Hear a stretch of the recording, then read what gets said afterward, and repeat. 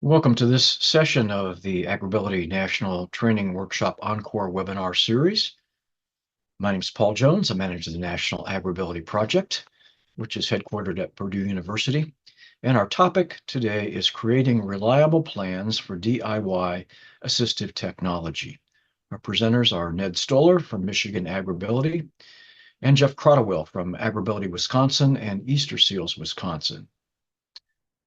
For those that are not familiar with AgrAbility, we are sponsored by the U.S. Department of Agriculture, and we focus on helping farmers, ranchers, other agricultural workers with disabilities. Every one of the AgrAbility projects around the country is a partnership between a land-grant university and at least one nonprofit disability services organization. Currently, there are 21 state projects around the country, and in addition, as I mentioned, there's one national AgrAbility project that's here at Purdue University through the Breaking New Ground Resource Center. And our partners on that grant include Goodwill of the Finger Lakes, Osteoarthritis Action Alliance, AgriSafe Network, Colorado State University, and Washington State University. If you'd like more information about AgrAbility, you can go to agrability.org, and we also have approximately 165 archived webinars on that site that you can view at your convenience.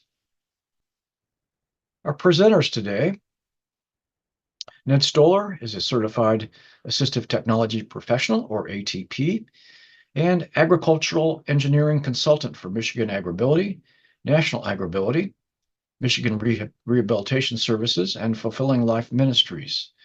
Since beginning his assistive technology career at Purdue University in 1998, Ned's mission has been to encourage people with disabilities that they are loved by God and have great value and can find dignity in work. Jeff Kratochwill is the AgrAbility of Wisconsin co-director and Easter Seals, Wisconsin Farm Program Director. Jeff is also a RESNA-certified Assistive Technology Professional. He has worked for the past 17 years serving farmers with disabilities in the state of Wisconsin to help them continue to farm after a disabling condition. At this point, I'm going to stop sharing my screen and turn things over to Jeff and Ned. Good afternoon, everyone. As Paul mentioned, my name is Jeff Kratochwill at on the Wisconsin AgrAbility Project. I'm going to start the presentation today. As Paul mentioned, and Ned put in the chat, we're inviting questions and discussion related to this topic on creating reliable plans for DIY assistive technology. This was to be a unconferencing session, so we're certainly welcoming that discussion. If you can go back one slide, Ned, thank you. Our objectives today are to discuss what sources you use to find DIY assistive technology that farmers can build, to have a discussion on how you evaluate if DIY project is a reliable idea for a farmer with a disability to use. And then 3, discuss how you take a DIY project and make it into plans that others could duplicate. So in leading the discussion, the first thing we want to talk about is just what are sources that we currently use, or I currently use, for DIY technology. And I put some pictures here to help lead the discussion. The first one that I commonly use, just maybe it's not the plan, but to get an idea on what's available or a discussion on what's available, is to use YouTube. YouTube does have a lot of nice things related to items that are commercially available, or things that persons have used to make things easier, and or a lot of things that you can find some things that could be applicable to a farmer's situation for whatever the task or item that you're looking to use to help them accomplish something. Just using Google, for example, to find specifications on different equipment, things like that can be useful. I have a picture of a soccer ball here because I coach soccer here in Wisconsin. I didn't grow up playing soccer. I just happen to be doing it because my kids play soccer, and you get voluntold to be involved in that. And if you're going to coach, or for those that have coached, in order to be good at it, what you do is you steal from others, right? So me and Ned, in terms of having this conversation about this topic, there's a skid steer step fabrication that Ned had been involved with some farmers, and I found it on YouTube, and I totally stole it from him, and we use it, and it works really well. And so I'm making a joke out of this, but really being able to rely on the AgrAbility team throughout the country in terms of some other things that they may be doing to work, rather than feeling like you're alone and having to develop the idea solely on your own. The third item here is really just there's outside vendors that could be valuable to you. In Wisconsin, we have extension in many of the counties that the farmers live in. We have the Wisconsin Farm Center. We have the National Farm Medicine Center here in Wisconsin, and those are excellent resources that could be helpful when you're trying to develop a DIY piece of technology, considering things like safety, considering things that what could be done, what has been done before, and just help you along the way with some of those ideas.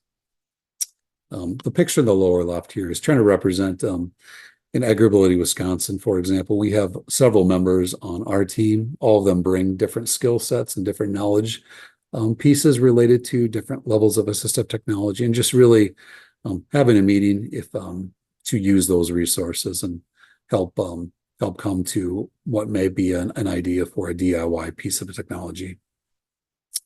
The John Deere tractor in the center represents our farm, or my farm that I grew up on. And several of the things when I'm doing an assessment, I try to think about like, well, what would we have done, or how do we accomplish this type of thing, just as a starting point source for trying to think about how I would solve it and develop that thought process for developing the final piece of DIY technology. And then lastly, when available, I try to consider commercially available pieces. So something that I can take right off the shelf and put into a situation that accomplishes the task for a farmer. If we're getting to the level where we're talking about DIY, or it's a piece that just commercially is very expensive to do, welders, fabricators, and that's what I'm trying to represent here, are a very important resource for some of the farmers that I work related to this topic. Other sources, I talked about a little bit. Bring an outside agency when appropriate and where valuable. It could be an equipment vendor, someone who sells equipment that could provide some insight and help to the situation. I talked about extension.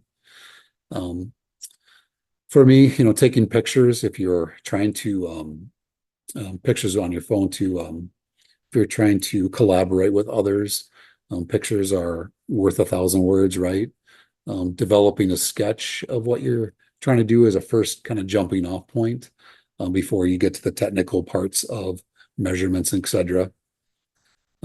Using the farmer, obviously, is something that we all do in AgrAbility in terms of collaborating with the farmer in terms of what he's looking for, what would work, situations that he would be using the DIY piece for, and making sure it's appropriate. And then I talked about this a little bit. There's kind of considering the hierarchy of assistive technology. Obviously, we're talking about things today that are DIY pieces and things that we're going to have to create on our own. But when appropriate, really consider that if there is a commercially available product, and that does make sense to use versus from the cost perspective, addressing any liability type concerns, that we do consider that as well. And the DIY piece isn't always the first step. So kind of just considering a hierarchy. All of this is really an art versus a science, in terms of different situations will bring different results in terms of how we kind of get to the DIY piece. So Jeff, I've got a question for you. In that solution hierarchy, why might you do something DIY instead of commercially available? Like on that picture on the last slide of that tractor, there was a nice set of steps on that John Deere tractor. Would you build those yourself?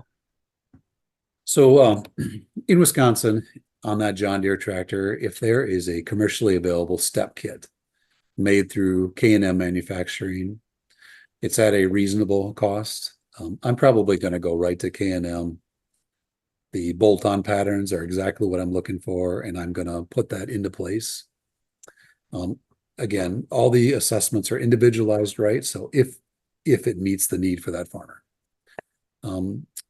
I might look to have to build a step kit if it's a Massey Ferguson 1105 and K&M does not make a step kit, right? At that point, obviously, we're looking to talk to a welder fabricator about making it. I may use some of the specifications on the current step kit for this John Deere tractor and kind of replicate that to my example of a Massey tractor. That would be one situation. There also could be, where, like I said, it doesn't meet the disability need. Maybe this step is still too high. Maybe the handrail, they don't have really great use of their left arm. And that handrail's on the wrong side, if you will. So, although it's maybe a simple example, we got to put a handrail on the other side, or we got to custom fabricate some. So those are two examples off the top of my head. So we're building a high tensile fence here, and I cannot find my strainer tool for tightening up the high tensile wires. And my son said, should I just build one, Dad? Well, there's a Tractor Supply 3 miles away from us and they cost $10. I say, you're going to spend way more time than necessary to build that tool. Just go to Tractor Supply and buy it. But not everybody lives 3 miles from Tractor Supply. And that's another reason I'm thinking about that. Farmers are great at DIY. I'm in the middle of a project or something and it's 20 minutes or a half hour or something to go get what I need. I'm going to find something around the farm and build it. So there's various reasons why we might do something ourselves. And sometimes we might waste our time trying to do it ourselves, like those K&M steps for $300 to be able to get steps that just bolt right on. But there's also cases where farmers have lots of time. Maybe in the winter, a grain farmer isn't as busy, and instead of spending $300, they would rather go work in the shop and build it for $100 of materials and a lot of their time, but they've got the time. So just a quick note, you did have a comment on the chat from Emily, who agreed that she would, in Nebraska, they would build a step kit if one weren't commercially available, just as Jeff had mentioned there. And actually, that's something quite often, Jeff, you probably see it too. You get out to a farm and there's already some extra steps on different equipment. Yep, absolutely. And Emily, great point, Emily. In Nebraska, we're the exact same way. If there's a commercially available step kit, and that's a really clean example, right? Where the cost is, like as Ned said, $300. You can pop it on. The bolt patterns are exactly right. It's very simple to do. If it meets the need, perfect. When I come to a farm and I visit just on one with a white 2105 tractor, I'm like, oh no, there's no step kit there, right? So then we're talking to a welder. It's a little more complicated in terms of the design, versus having that commercially available piece. But to your point, Ned, too often, I'm going to that farm and the farmer's already made some steps, and even on the ones where there is a step kit available, they've tried to weld a couple steps on, and maybe it's not working really great, and the step kit is the answer. But certainly a lot of farmers doing some DIY steps, again, as it's a kind of a clean example or something we see a lot. So on a couple of different university websites, North Dakota State, Iowa State, down in Louisiana, they have a planned service in the ag engineering department that you can go and get all sorts of drawings and specifications for building your own farm stuff. It's not specifically assistive technology, but I have found some things on those sites. They're quite historic. A lot of the drawings might be, I think I found a drawing from Purdue on one of these websites from the early 1900s of a fold up gate that goes straight up into the air. and it's built with counterweights and a rope you can pull. Probably at that time it was from a horse wagon. You get a hold of the rope and pull it and open a gate without getting off. But this is an example that I found there for loading pigs and being able to get pigs to go up a chute and have the squeeze gate. There's a lot of these available for cattle, sheep, and goats, but there's not a commercial supplier. Seidel used to make one. I don't know if you can still get it from them or not, for loading pigs. But when I called them for one, they had to ask around and find somebody that knew about it. So this might be something that you could go to this I think this was on the North Dakota State Plan Service website. It was designed in North Carolina, but they gathered together all these drawings from Extension over the years. So that could be an option for finding DIY solutions. This is one, it's an example from YouTube that Jeff had mentioned. Is a hive lifter, and I found the farm on Facebook, and they have a really nice video clip how to make your own beehive lifter using two-wheel dolly. And so I took their idea, printed off a whole bunch of pictures of it, went and built it. This is one of my clients, Gary Brown, and he used it a while and had some suggestions to change it, and so we modified it. And he used it a while, and then the axles bent. Actually, first it was too tippy. The wheels were too close together, so we adapted it again. We spread the wheels out. Then the axles bent, so we had to make the axles more sturdy. Then the handlebars were in the wrong spot. It was coming back and dunking him on the head, so we modified that. Then the legs in the front were getting kind of in the way, and so we modified it. Then we needed a kickstand to keep it from tipping over, and turned out to be a lot of work, a real lot of work. And by the time we were done with it, I thought that would have been worth the $800 to buy a hive lifter from Poland and have it shipped here. But we worked out the kinks, and he's been using it all along. But my effort with this was to see, is it feasible to do a DIY hive lifter that way?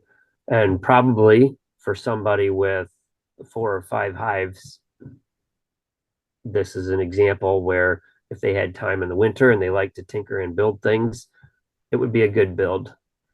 And I pulled together real basic dimensions. I have not turned this into a set of plans like blueprint drawings or anything like that. I've got the basic dimensions and some notes on how we did it and why we did what we did that people could learn from. But I would say that this was a YouTube learning experience that was moderately successful. He got a hive lifter and he's been using it a lot, and it has worked. It's functioned, and so I'm wondering if anybody else has YouTube experience that they want to share or talk about lessons learned. Is there anything that you've come across, Jeff? I'll add that the idea again of the skid steer steps platform that I stole from you, Ned. And I use the word steal in joking. Yeah. That that was a learning experience, and I think the part of the conversation today was, in that case, I took the YouTube video, I shared it with a welder. I'm like, make something like this, right? And they didn't have a whole lot to offer in terms of to these specifications or whatever, and that in itself was a learning experience. And it would be good if moving forward we could put some of that in plans or on paper, so when that welder no longer is, willing to do something like that, that I can take that and transfer it to another place, or that on the Wisconsin project, if we have someone doing assessments, that they have that information and it's repeatable versus trying to just come up with me sharing the YouTube video. So Yeah. unfortunately, we do the one and it works and we move on versus Yeah, because we got a lot to do. Yep. But wouldn't it be great if, now that Gary and I have sort of figured out a whole bunch of kinks on this, that there could be some instructions and explanation how and what and why we did it, and some dimensions. Something that I've done more recently that seems to work fairly well is get a helper to hold the tape measure up. It takes a fair amount of time to do design drawings, but if we want to get somebody close with dimensions, have somebody hold the tape measure and take pictures with a tape measure in the picture, and that gives an idea of the scale and scope of the dimensions, how long the arms need to be for grabbing onto hive boxes and things like that. So that might be some advice, even for your welder, or if he built something that worked good for getting on the skid steer, when it's delivered to the farm, get your tape measure out, take a bunch of pictures of the different dimensions with a tape measure in it, and then you could print that out and share it with another, say a farmer wanted to build his own.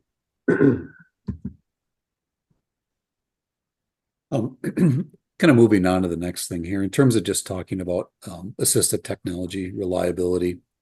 Obviously, all of us at AgrAbility are doing an individualized assessment. So taking into account, using my example of steps, what works for one farmer may not work for the next farmer, and making sure that the AT is also individualized, designed to meet that farmer and his disability. We're using the farmer interview both before and then after the AT item is put into place to ensure that it's working as intended. And along with that, doing a follow-up visit. And then similar to what Ned just kind of went over, like in the high lifter example, like kind of a pro-con list, like, hey, in the end, we got it done. But like, what will we do differently next time? How could we improve on this? And then more importantly for this discussion, how do we get these into plans that are repeatable, plans that are shareable to the other AgrAbility members and such for their clients. I think that third point you made there, Jeff, of the follow-up visit, that's our credibility, because that's where we learn, was this a good idea or a bad idea? Is it being used? And when we come back, say we touch base with a farmer 4 or 5 years later and it's still in use, that answers the question. And those types of projects are ones that we would want the plans for, because they're proven successful. Absolutely. At least in Wisconsin, I'm sure everywhere else, the farmer, if it's not working really well, they're not afraid to tell you, or if it didn't work out as intended. And, we strive to have good results, but certainly ones where we need to go back and retweak it. In terms of just some pictures here, the middle picture is when I first started. It was very cold in Wisconsin, so the idea of pouring concrete for a concrete slab to put to attach a green bin to, well, I was like, in the meantime, let's get this thing done and we'll put some railroad ties down. And the green bin didn't tip over, but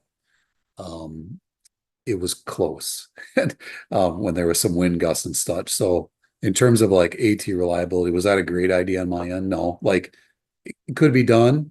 I think I might have had a gentleman for a co-op I had heard at one time did that and it worked fine. And there's probably farmers out there that have this today, but in my situation, or in this farmer situation, it wasn't a good idea. So really, is it reliable? Is it safe? Is it going to meet the disability need? But again, be reliable to be safe in that particular situation.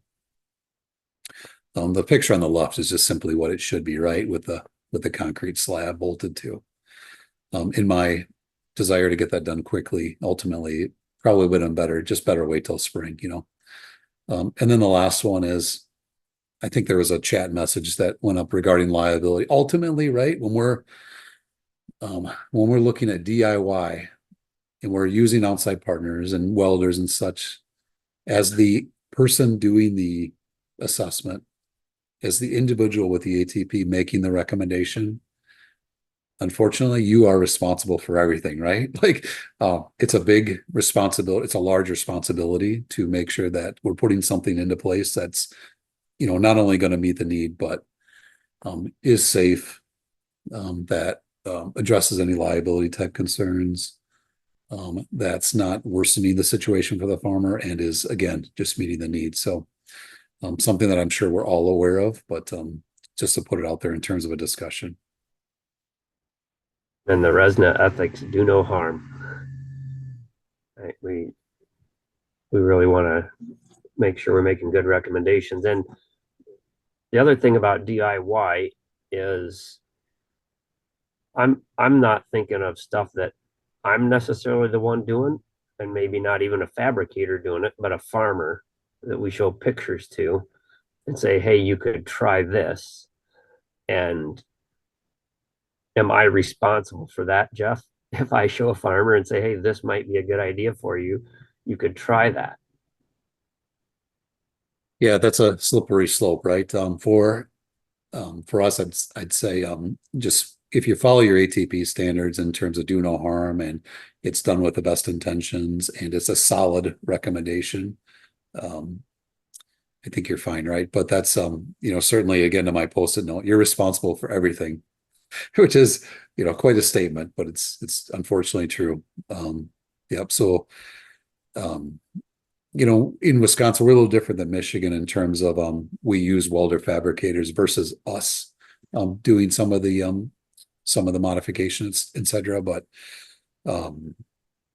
certainly we're responsible for all of it, regardless of who does it. And I think farmers too, in that situation, do have good judgment. My point being, we haven't had an issue with that. So, and I have a vendor here in the state of Michigan that will build, I guess it's not DIY if he's doing it, but maybe we're talking about custom AT.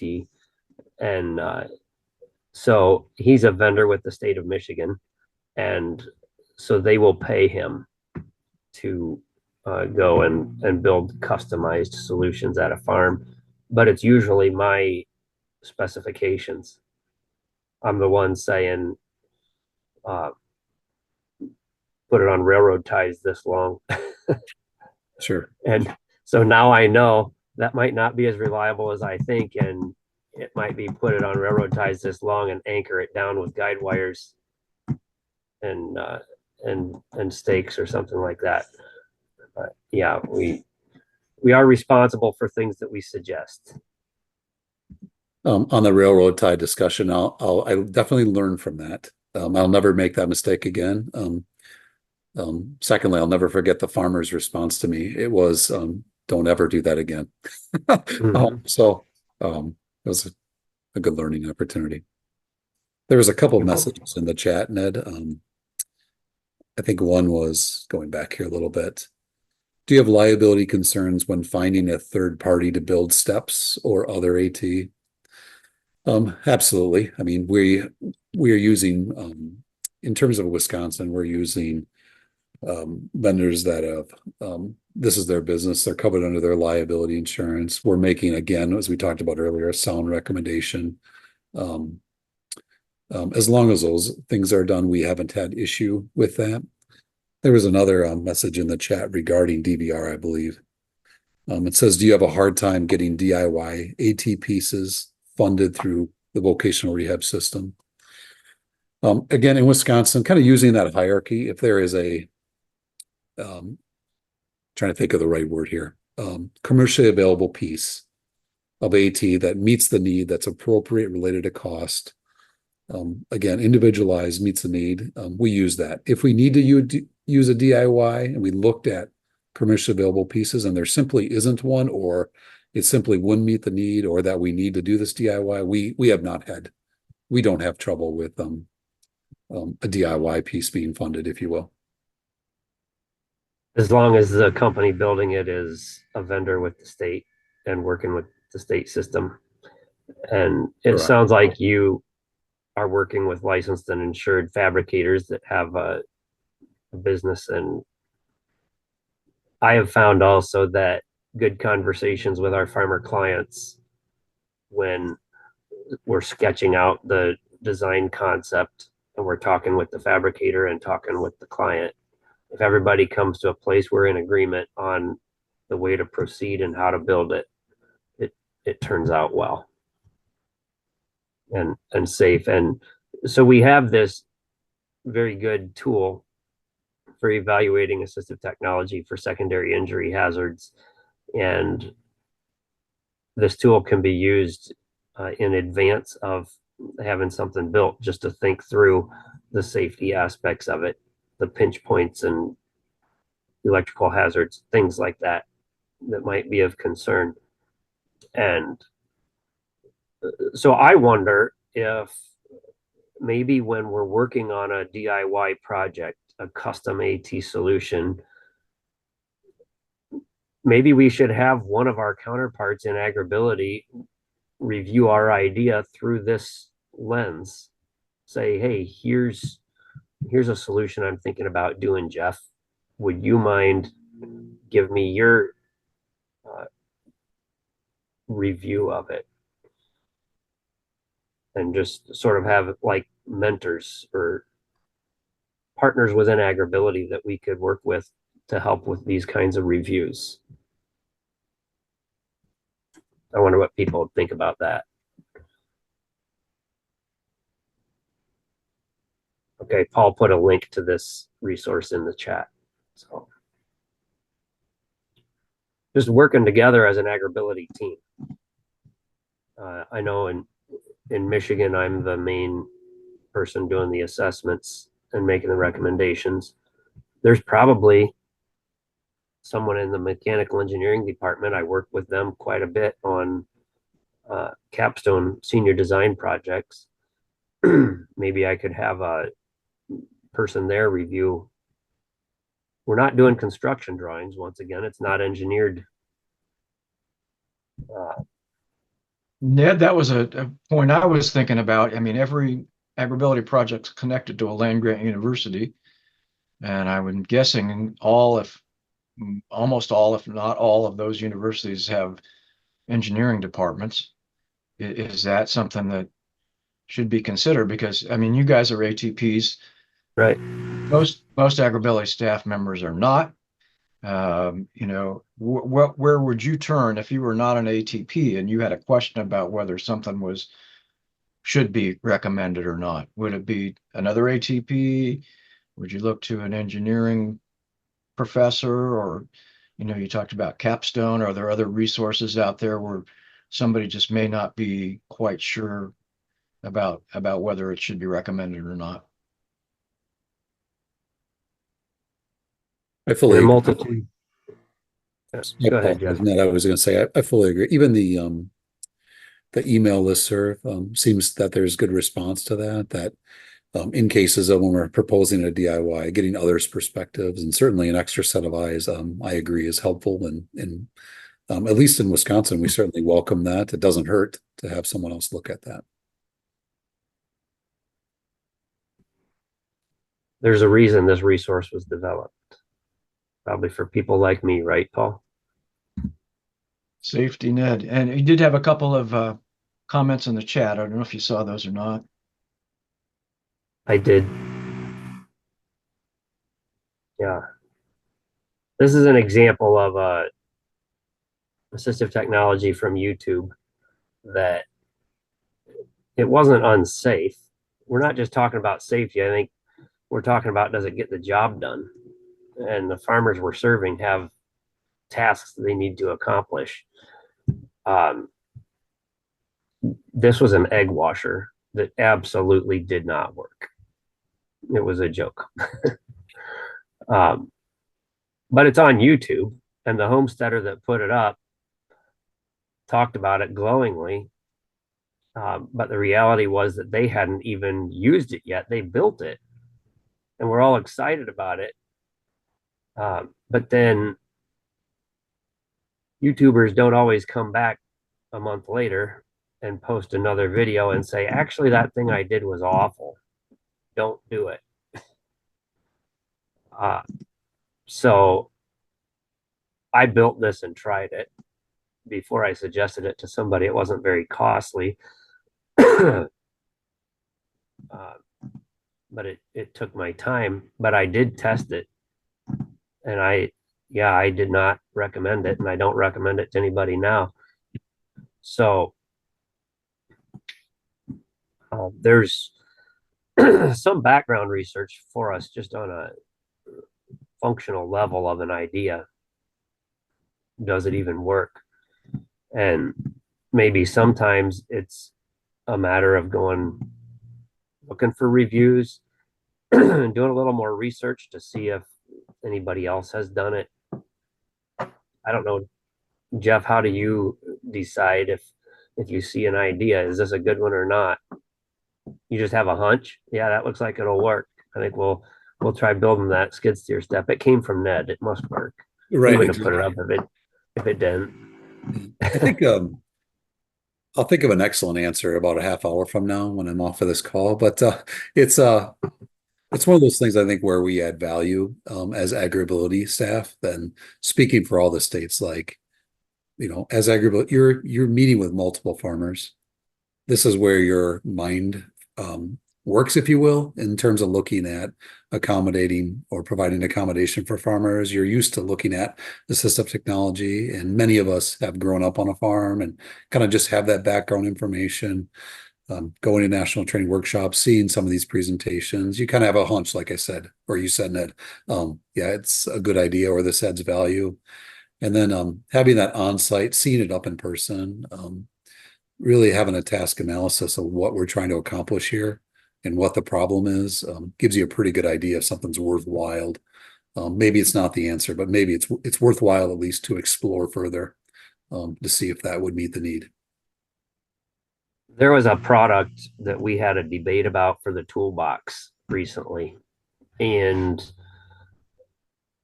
the argument was, after doing some more research, I found out that it just didn't work. It was a cattle guard idea, except instead of having pipes laid down in the ground horizontally for a cattle guard, it was electric wires, and they were suspended 6 inches off the ground, horizontal electric wires. And it looked like a good idea. It looked really convenient. Like you could just drive in and out of your pasture lots that way. It looked good. It turned out it was not functional. I found, I don't remember the article or description of it that explained exactly why it didn't work. Should we take that out of the toolbox, or should we leave it in and say, don't do this? It looks good, but it doesn't work. And maybe sometimes that might be as valuable of information, because who knows who else will come up at it and say, hey, I want to try making a horizontal electric cattle guard crossing, and they can go and find out on the toolbox it actually does not work. And we've documented that. Documenting our failures. At National Training Workshop, we talked about having a review on items. So similar to Amazon, if you will, if it scores a 3.9 in terms of reliability. And this is a pie in the sky kind of viewpoint. If we all have time to do this, or if that was magically available, or that they were similar to like Amazon, because most of us can relate there, that there's comments on the product or whatever, usefulness. And again, as a pie in the sky kind of thing to maybe replicate would be helpful, right? In terms of proposing a new AT DIY idea, here's the deal. Like, someone's always got to be the first. If it's truly new, someone was always the first. Someone's going to be the guinea pig here, right? And guinea pig in terms of us making the recommendation or the farmer trying it the first time.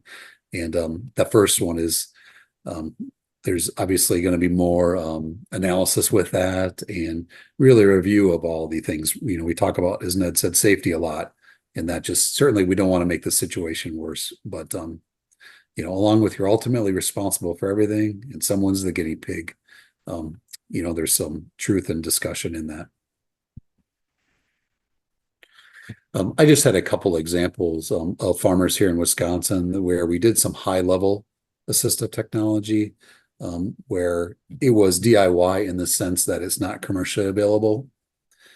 So this is a gentleman that had a pretty significant accident where he had his right arm amputated and then his left leg amputated in the same accident. As you know, skid steers, they're commercially available, that you need to have the ability to have either two arms to move it, forward, backwards, turn it, and or 2 feet to push foot pedals.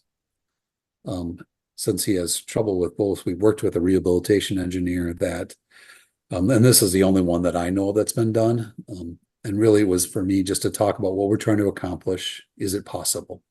And the rehab engineer did this work where we put all the drive controls on the left side so he can drive it forwards, backwards, turn it with just the one left hand control.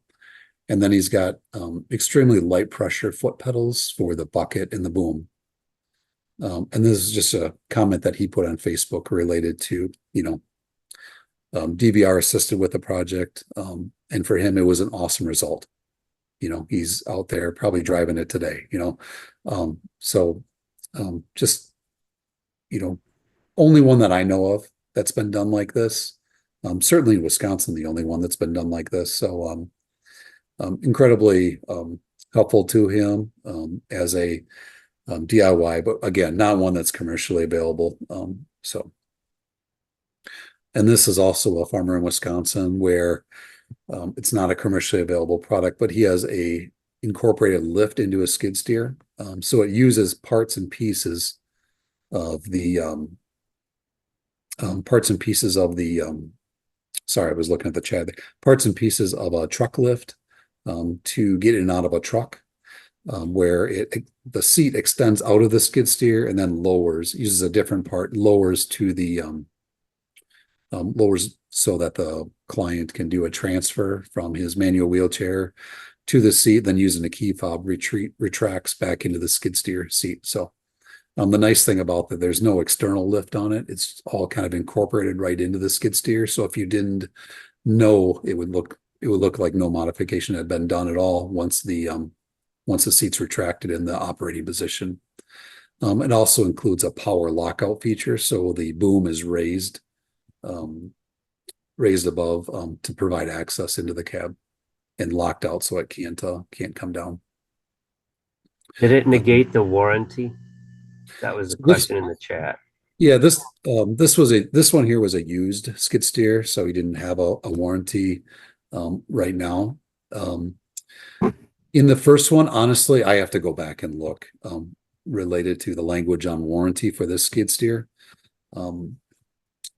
I don't believe there was an issue related to warranty, but honestly, I'd have to go back and look on that part, Emily. So today we had this conversation with the National AgrAbility staff, and I did some research into these are 3 different open source assistive technology solution websites that people can go on. You can ask for help with something, and there's makers on the other end that are looking for projects to go do and custom build. These don't have any review process. It's completely between the person with the disability and the person building it for them. And if they build it and it works good, the user can put a favorable review on if they want to, but the organizations themselves running these websites don't have a review process. They're not going to say this worked or it didn't. They're not going to say it's safe or it's not. It's just, here's the information. And that's basically how the toolbox is right now. We have the information before we put something on. We try to have conversation, and if we figure out that there's a problem with something, we address that. it's a lot of work. There's not a huge amount of activity on these forums here. I was looking at that just to see if there's like thousands of people involved and things constantly happening. It takes a lot of work and time to review products and to test them. And there's a reason that commercially available products have the price tag on them that they do, because to do the proper engineering, to do all the cost analysis, the manufacturing, the warranties, and to make sure it's going to work every time, there's a lot of cost involved. So the do-it-yourself projects, like that hive lifter I showed, it took us a lot of time. We were basically dealing with things that the manufacturers had probably figured out as they were doing their designs. This website is called Instructables, and it's not specific to assistive technology, but it's specific to inventors and do-it-yourself stuff. And so there is a fair amount of assistive technology on it, but it's a larger platform. It's got a broader audience. It's got people doing even cooking recipes. It's a do-it-yourself website forum that people build something and they put instructions on. I've got 11 different inventions of mine that I put up on here. It's all open source instructions. Here's how you build and make these things. There's a button people can click if they've built it themselves. And actually, there was a guy from Alabama that I forget how I found out about him. Maybe one of you sent me the information, but he took my little power lift tractor step, Instructable, and he built it. And it's working great for him. He's getting on and off of a Kubota tractor from the Instructables website. I did go look and see, did he click the button that says I made this and leave a review and say it worked great? And he did not. But that's, once again, I don't very often leave reviews. If I buy something on Amazon and it works great, I usually say, wow, that worked great, and I carry on. I don't go back to Amazon and leave a review. But this is a place where it's kind of a nice platform. It walks you through how to put in step by step. It says, okay, what materials did you use? And you can put that in. It says, what was the first step that you did? You can put in pictures and descriptions. So if you want to check out instructables.com, it's already a forum. It's set up for that, and it has a big audience. And now it's been purchased by AutoCAD. I forget what's the company name for AutoCAD now. Anyway, it's going to be around for a while. And so I guess I'm sort of suggesting and trying to reinvent the toolbox and try to get lots of reviews on there, that we could use a site like this that's already designed for DIY stuff and use it for a platform. What I've tried to do, anything that I put onto this Instructable site, I use the term assistive technology in my title. So you can see here what I called my ideas. So I see there's a couple of chat.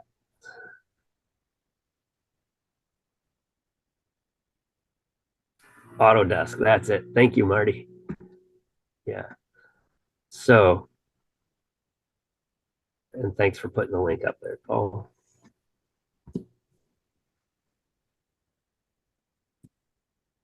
If we have time, I can show you the backside of the Instructables website. But okay, this is my latest brainstorm. I made a Instructable design, this fold-up tractor step, and it works good. I've used it for a number of farmers around Michigan. They really like it. They can flip their step up and down, but you have to build every one specific to that tractor ladder. So this summer we had a backhoe that we needed to work on, and the dimensions weren't right to have the flip up step go all the way up. And so I made this one a single unit. It bolted on with 4 bolts. It worked great. This was my first try at it. This is my guinea pig. Thanks, Ron. But he says, oh, I don't even need to flip that step up. I never go in mud with this machine, and I go in deep snow, but that's not going to knock the step off. But I made it that way anyhow, and you can put a rope on it and flip it up.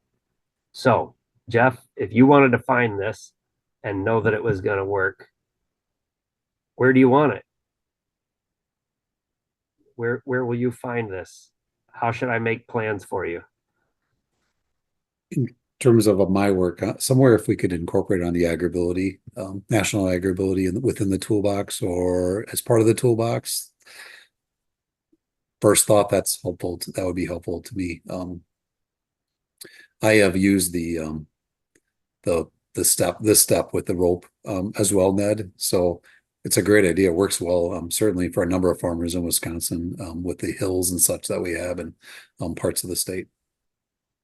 So I think this is going to be an even more useful. It can go on to just about any lower step, bolt it on, and it clamps on. What we've done in the past with do-it-yourself things, we put it on the toolbox with the usual short paragraph description and some photographs, and then a link to the Instructables site, where if somebody wants to actually build it, they can go get all the details, the step-by-step process. So that's what we have done up until now. Yeah, the Tetra Society is up in Canada. I found some pretty useful things on their open source designs.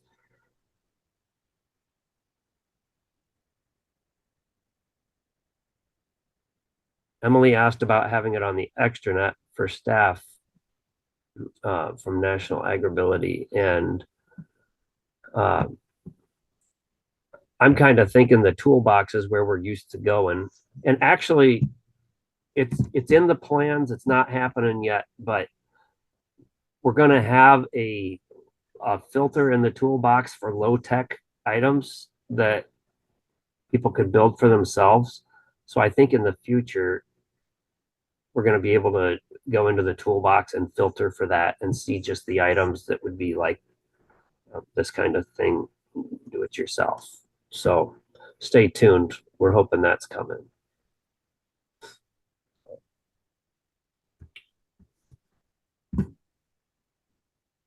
All right, and this was our final question at the NTW.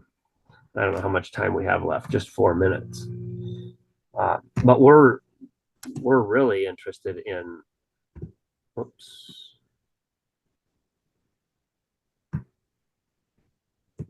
Somehow I got all the way back.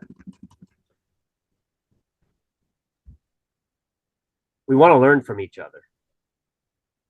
And so I see ideas that farmers are doing that work really good. I learned from my farmers.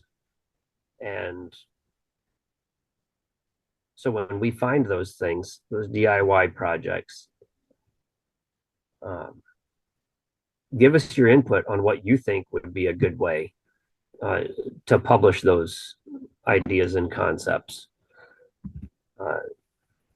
I'm leaning towards using the toolbox as much as possible for that. But to do that, we all need to take the time a little bit to share when we see or take pictures at a farm. I know Aaron Yoder sent us some nice pictures of grab bars on a lawnmower that we put into the toolbox, and just for us to bounce ideas off of each other as far as the safety is concerned.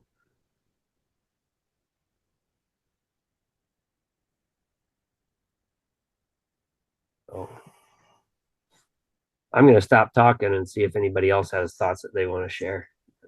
Or Jeff, if you have any closing comments. Just a wrap-up point. I think this was at the National Training Workshop was kind of the agreement that this would all be helpful to have that peer-reviewed information within the toolbox. And I'm as guilty as the next person in terms of we accomplish what we need to and we move on, right? We're busy. And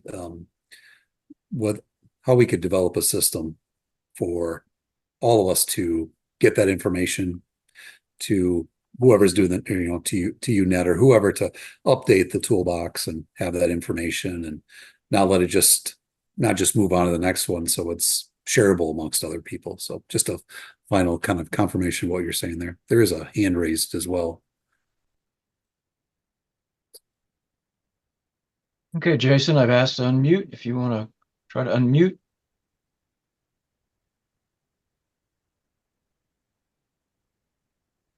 Looks like you're unmuted now. Hi, Jason.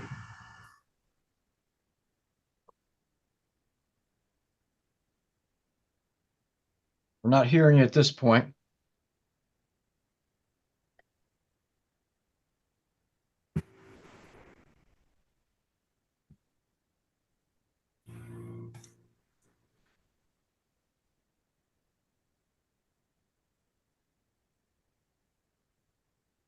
All right. Well, I think we're just about at time, but please reach out to Jeff or I with any further thoughts that you might have on this topic, and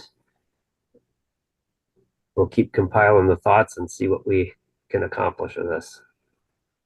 Thank you. Thank you, everyone.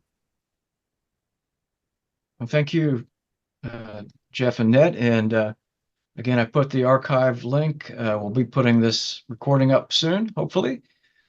Feel free to join us for the next session, which is on October the 23rd, also dealing with farm assistive technology. It's called Farming Like It's 2024, Equipment and Technologies for Disabled Farmers. So we look forward to that discussion too. Again, thanks for everybody participating today, and we wish you a good rest of your day. Thank you.